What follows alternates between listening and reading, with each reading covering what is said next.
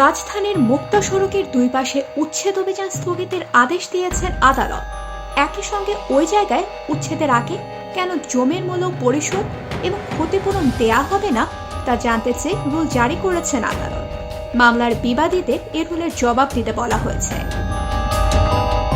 এ সংক্রান্ত রিটের প্রাথমিক শুনানি নিয়ে মঙ্গলবার 23 এপ্রিল বিচারপতি মোস্তফা জামাল ইসলাম ও বিচারপতি মোহাম্মদ আতাবুল্লাহর সমন্বয়ে গঠিত হাইকোর্ট বেঞ্চ এ আদেশ দেন।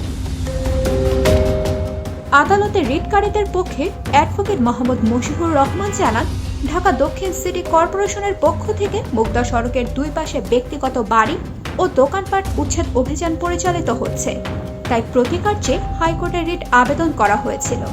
আদালত রিটের শুনানি নিয়ে মুক্তা সড়কের দুই পাশে উচ্ছেদ অভিযান স্থগিতের আদেশ দিয়েছেন।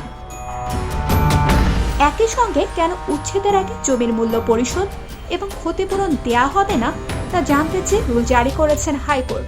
এছাড়া এলাকাবাসীর পক্ষ থেকে ঢাকা সিটি কর্পোরেশনের প্রধান নির্বাহী কর্মকর্তা বরাবর যে আবেদন দেয়া হয়েছে তা নিষ্পত্তি করারও নির্দেশ দিয়েছেন আদালত।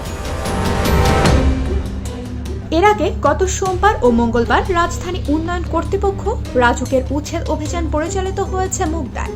অভিযানে রাস্তার দুই পাশে থাকা ভবন, বাড়ি, দোকানপাটগুলো ঘুরিয়ে দেওয়া হয়েছে। অভিযানে ঢাকা দক্ষিণ সিটি কর্পোরেশন, রাজুক সংশ্লিষ্ট কর্মকর্তারা ছাড়াও বিপুল পরিমাণে পুলিশ ও আনসার সদস্য উপস্থিত ছিলেন।